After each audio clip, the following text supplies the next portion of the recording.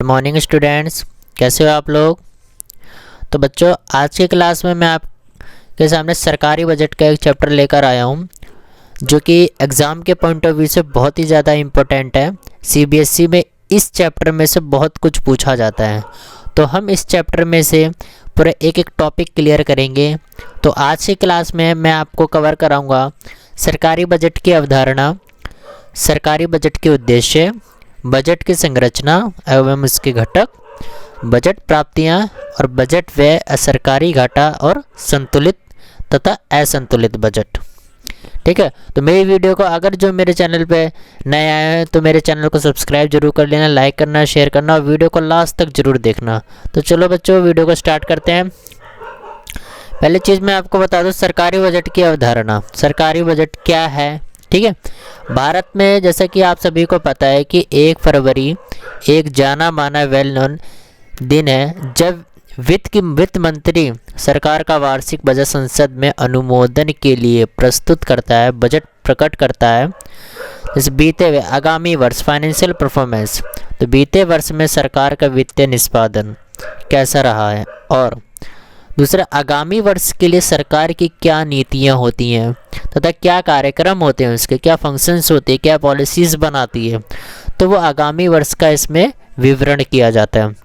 जैसा कि आपको पता है कि सरकार के वित्तीय निष्पादन के संदर्भ में ये पिछले एक वर्ष के दौरान हुई गतिविधियों की व्याख्या से जैसा ध्यान अधिकतर बजट के दूसरे भाग कर दिया जाता है, जिसमें आगामी वर्ष के लिए सरकार क्या करती है, नीति और कार्यक्रमों को वर्णन किया जाता है। इसमें क्या होता है, बजट की पॉलिसीज़ जो होती हैं, सरकार की राज्य कोषीय नीति होती है, फिस्कल पॉलिसी। ठीक है, और इसके अंदर दो पहलू होते हैं, एक पहला रिवेन्यू एक्सपेक्ट तथा जिसे हम बोलते हैं राजस्व पहलू। ठीक है, उसके बाद आता है हमारा सरकारी बजट के क्या क्या उद्देश्य हैं। उद्देश्य क्या होता है, जीडीपी में समृद्धि हो जाती है। ठीक है, संसाधन का आवंटन होता है, सार्वजनिक वस्तुओं का प्रावधान होता है। फोर्थ है आय तथा संपत्ति का पुनः वितरण। ठीक है, अब इसको हम एक एक करके डिटेल में पढ़ लेते हैं। जीडीपी समृद्धि क्या होती है? जब समृद्धि सरकार की बजटीय नीति का केंद्रीय उद्देश्य है, इसे दो प्रकार से व्यक्त किया जाता है, सार्वजनिक और जैसे सार्वजनिक निवेश व्यय के द्वारा तथा निजी निवेश। सार्वजनिक एक क्या होता है, पब्लिक होता है, और एक प्राइवेट निवेश होता है, निजी निवेश प्रोत्साहित कर, जैसे हम टैक्स रिबेट भी होता है, टैक्स रिबेट तथा आर्थिक सहायता के रूप में जीडीपी की वृद्धि समृद्धि की जाती है। सेकंड पॉइंट अब हमारा आता है संसाधनों का आवंटन, यानी कि सरकार अपने संसाधनों का इस तरह आवंटित करे कि उसका सदुपयोग हो सके। क्या होता है, हमारे निजी उद्यमी सदा सही चाहेंगे कि संसाधनों का आवंटन हो, सभी चाहते हैं कि हमारे क्षेत्र में जितने भी संसाधन रिसोर्सेज जो उपलब्ध है उनका पूरे से पूरा उपयोग हो और वो पूरे उनको यूज़ में लाया जा सके। जहाँ ऊंचे लाभ में प्राप्त आशा होता है, किंतु ऐसा क्या होता है, संभव है कि उत्पादन के कुछ क्षेत्रों में जैसे शराब, जैसे यहाँ शराब का उत्पादन के लिए सामाजिक कल्याण में कोई वृद्धि नहीं होती। इससे क्या होता है, सरकार पे चाहे शराब पे चाहे कितना भी टैक्स बढ़ा लो, लेकिन जो उन्हें पीने वाले मतलब क्या होते हैं, जो हैबिचुअल होते हैं शराब के, वो तो उन्हें लेंगे ही, चाहे टैक्स कितना भी सरकार। और सबसे ज़्यादा सोचने वाली बात यह है कि सबसे ज़्यादा टैक्स सरकार शराब पे ही लेती है, जिससे लाभ अधिकतम के लक्ष्य तथा सामाजिक कल्याण के बीच संतुलन स्थापित किया जा सके। ठीक है, उन वस्तुओं जो स्वास्थ्य के लिए हानिकारक होती हैं, इसके विपरीत जैसे सामाजिक उपयोगिता वाली वस्तुएं, खाद्य उत्पादन तथा आर्थिक सुगम। थर्ड पॉइंट अब हमारा आ जाता है सार्वजनिक वस्तुओं का प्रावधान, प्रोविजन फॉर पब्लिक गुड्स। एक बाजार अर्थव्यवस्था में मांग और पूर्ति शक्तियों सार्वजनिक वस्तुओं के पर्याप्त उत्पाद की अनुमति नहीं देती है, जैसे कि वे वस्तुएं जो लोगों की सामूहिक आवश्यकताओं को संतुष्ट करती है, जो उनकी सामूहिक आवश्यकता को संतुष्ट कर देती है। देश का कानून एवं प्रशासन क्या करता है, सुरक्षा सार्वजनिक वस्तुओं के महत्वपूर्ण उदाहरण है, जैसे कि आप जान सकते हैं कि कोषों के बजटीय आवंटन के माध्यम से लोगों को क्या है, वस्तुएं पर्याप्त मात्रा में प्रदान की जाती है। फोर्थ पॉइंट आता है अब हमारा आय तथा संपत्ति का पुनः वितरण, restriction of income and wealth. सरकारी बजट से सरकार के कराधान और आर्थिक सहायता संबंधी व्यापक नीतियों का ज्ञान प्राप्त होता है। अर्थव्यवस्था में क्या होता है, आय और संपत्ति के बंटवारे में स्वास्थ्य के हेतु सरकार कराधान तथा आर्थिक सहायता के वित्तीय उपकरणों का उपयोग करती है। इससे क्या होता है, संपत्ति तथा आय का न्यायपूर्ण बंटवारा सामाजिक न्याय का प्रतीक है। ठीक है, इसमें दो पॉइंट ये आते हैं, एक धनी वर्ग पर क्या अधिक कर लगाते, स्कीम यह है कि धनी वर्ग पर अधिक कर लगाते, निर्धन वर्गों के लिए आर्थिक सहायता प्रदान कर सकें। जो अमीर लोग हैं उन पे क्या होता है, टैक्स को बढ़ा दिया जाए और उसी टैक्स को जो बढ़ाया, जो पैसा आया है वो निर्धन वर्ग के लिए आर्थिक सहायता के लिए खर्च किया जाए। सेकंड पॉइंट आता है हमारा निर्धनता रेखा से नीचे रहने वाले, जैसे जो बीपीएल, जिन्हें देखा होगा आपने, बीपीएल के कार्ड बने होते हैं, प्रकार परिवारों को क्या होता है, न्यूनतम कीमत पर खाद्यान्न और कम कीमत पर राशन उपलब्ध करवाया जाता है उन्हें।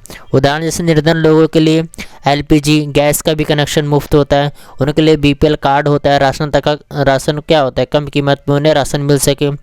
फिफ्थ पॉइंट आता है संतुलन प्रादेशिक समृद्धि।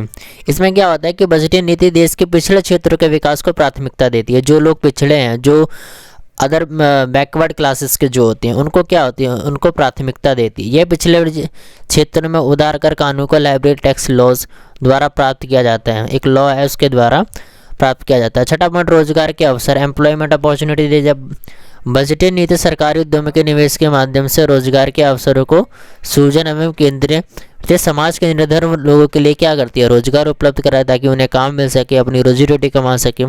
ठीक है। सातवां पॉइंट अब हम आता आर्थिक स्थिरता। अब स्टेबिलिटी कैसी बनाई जाए, जो आर्थिक स्थिति है उसको स्थिरता कैसी लाई जाए। बाजार शक्तियों में क्या होता है, मांग और पूर्ति की शक्तियाँ होती है। स्वतंत्र अधिकारी तथा फलस्वरूप व्यापार क्या होता है, समय समय पर चेंज होते रहते हैं, अनिवार्य होता है। अर्थव्यवस्था में क्या होता है, इसका रेशियों डिस्प्रेशन, मतलब तेजी होती है अर्थव्यवस्था में, अवस्थाएं रहती है। जैसे सरकार अर्थव्यवस्था को व्यापार चक्रों से सुरक्षित रखने के लिए सदा वचनबद्ध होती है। बजट एक महत्वपूर्ण नीतिगत उपयोग से है। इसमें क्या होता है, इन्फ्लेशन होता रहता है आर्थिक, तो इस प्रकार खर्च किया जा सके कि लोगों की आर्थिक नीति और आर्थिक स्थिति दोनों खराब ना हो, उनके ऊपर इस तरीके से व्यय किया ताकि आर्थिक स्थिरता बनी रहे। ठीक है। अब उसके बाद आता है बजट की संरचना, स्ट्रक्चर ऑफ बजट।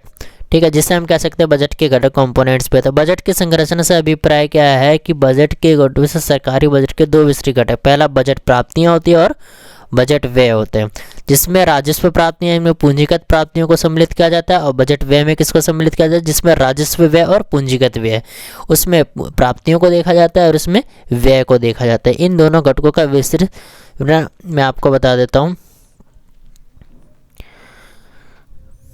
बजट प्राप्तियां क्या होती है, बजट प्राप्तियां से अभिप्राय एक वित्तीय वर्ष में सरकार को सभी स्रोतों से प्राप्त होने वाली अनुमानित मौद्रिक आय से है। ठीक है। इसमें इसके दो घटक होते हैं, एक राजस्व प्राप्तियां, एक पूंजीगत प्राप्तियां। अब राजस्व प्राप्तियां क्या होती हैं, सरकार की उन सभी मौद्रिक प्राप्तियों को जो राजस्व प्राप्तियां कहा जाता है, जो निम्नलिखित विशेषताओं पे। अब इनकी विशेषताएं क्या है, इन प्राप्तियों से सरकार की कोई देयता उत्पन्न नहीं होती, मतलब जो लायबिलिटी है वही कोई उत्पन्न नहीं होती। सेकंड पॉइंट है, इन प्राप्तियों से सरकार परिसंपत्तियों को कोई कमी नहीं होती, कोई भी रिडक्शन नहीं मिलेगा, कोई रिडक्शन एसेट्स नहीं मिलती। ठीक है। अब इसको मैं डायग्राम के थ्रू आपको समझा देता हूँ। ठीक है, इसमें क्या क्या है, जैसे कि आप देख सकते हैं कि राजस्व प्राप्तियों के दो घटक होते हैं, कर प्राप्तियाँ, एक करेतर प्राप्तियाँ, जिसके अंदर जिसे हम बोलते हैं टैक्स रिसीव और non tax receive. Tax receive में जैसे इनकम टैक्स आता है, कॉर्पोरेशन टैक्स आता है, एक्सटेट ड्यूटी आता है, गिफ्ट टैक्स आता है, कस्टम ड्यूटी आता है, एक्साइज ड्यूटी आता है, जीएसटी, इसको बोलते हैं गुड्स एंड सर्विस टैक्स, ये उपलब्ध होते हैं। ये टैक्स रिसीव्ट्स हो गए हमारे। अब नॉन टैक्स रिसीव्ट्स में जैसे हमारे फीस आ गई, फाइन्स आ गए, ठीक है, एसचीट आ गई, सरकारी उद्यमों से व्यय होगा, अनुदान, ग्रांट्स, कुछ भी आएगा, 2G 3G जो आप पता है कि जो क्या बोलते हैं उसे प्राप्त आए हैं। ठीक है। स्पेशल असेसमेंट हो गया, कोई विशेष ऐसा आंकलन का, या जुर्माना, कोई भी फाइन्स वगैरह। ठीक है। तो बाकी का जो इसके अंदर थोड़ा बहुत रहता है वो मैं नेक्स्ट वीडियो में आपको बताऊंगा। आज की क्लास में इतना ही। मेरे चैनल को जरूर सब्सक्राइब करना, लाइक करना, शेयर करना और कमेंट्स जरूर करना। आप कमेंट्स करते हैं मुझे अच्छा लगता है, मैं मोटिवेट होता हूँ। Thanks for watching my video.